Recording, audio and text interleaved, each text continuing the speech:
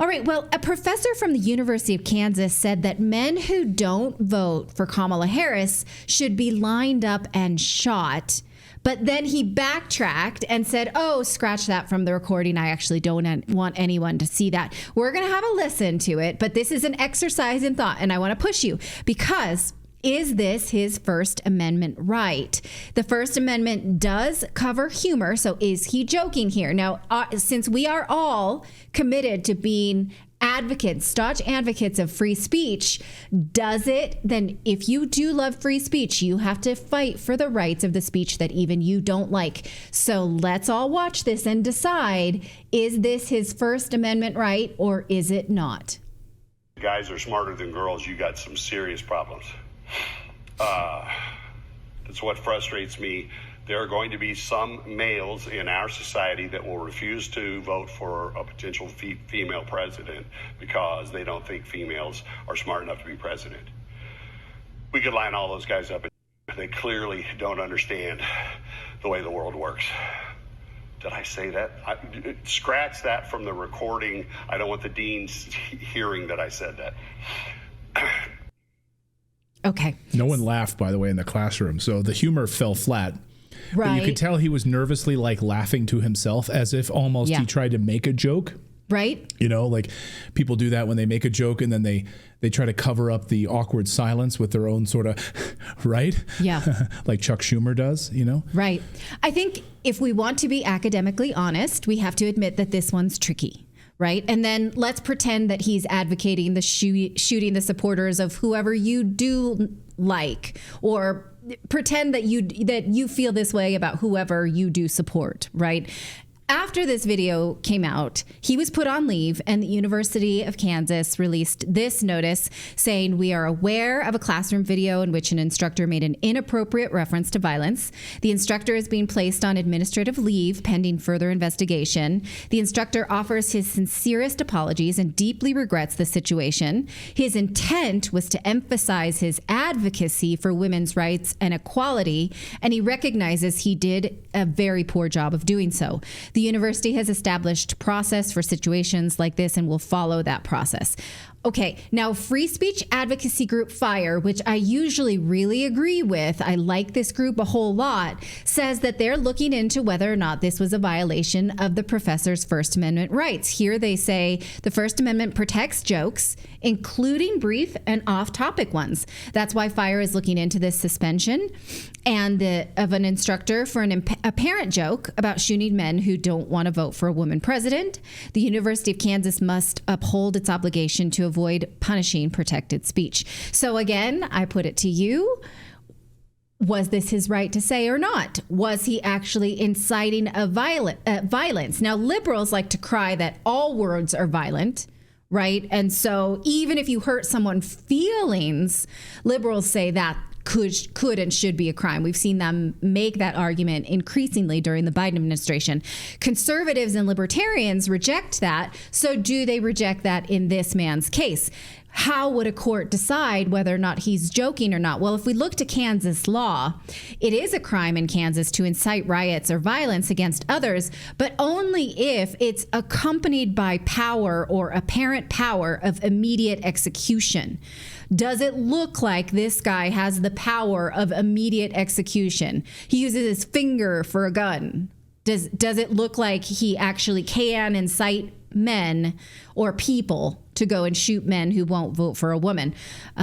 Alternatively, I wonder, could the university address this as standards of decorum and say that this is against our principles or principles of, say, mutual respect for all opinions? Bob of Atlantis in our Rumble chat says this was not an imminent call to action. It's free speech. This guy's an idiot, but he has the right to say that. Yeah. Thank you, Bob.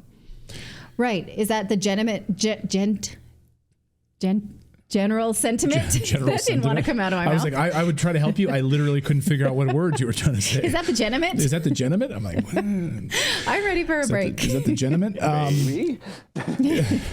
But other people say, no, he doesn't have, let me see. KJ Boyer says he doesn't have free speech if that hate speech was against school policy.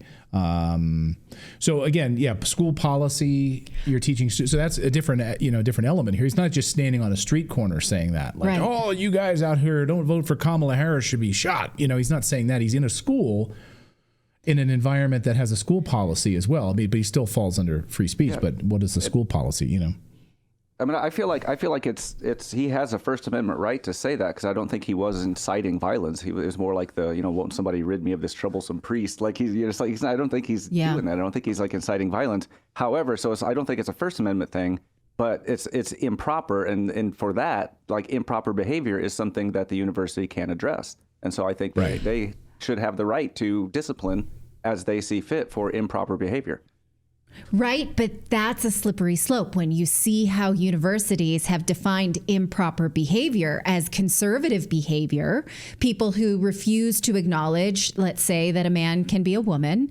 People who want to talk about black on black gun violence, they call that hurtful and they say that's improper. So that is a slippery slope of taking away free speech or speech that they don't like. So I would want to say, is there some kind of conduct that you have to be respectful of all opinions? Maybe that could be the rule, and that's clearly not respectful. Also, the fact that he just kind of makes a gun out of his hand doesn't show that he's got any real gun with him or anything like that. I actually had a friend whose daughter was, she had Down syndrome, and she said, like, oh, I'll shoot you. She was a child, like 4.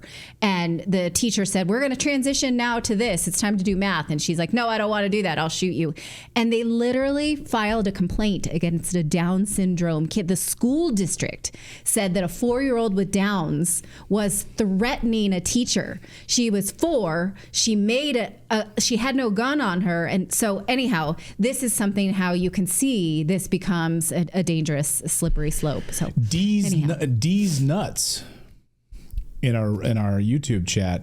D's nuts says, if the tables were turned, we would have FBI agents knocking. I think that's legit. Yeah. Right. That's your point about saying about, gender stuff a second ago. And, right. That if the tables were turned, yes, people knocking on the doors, showing up. We want to come to your house and ask you about your social media posts. Right.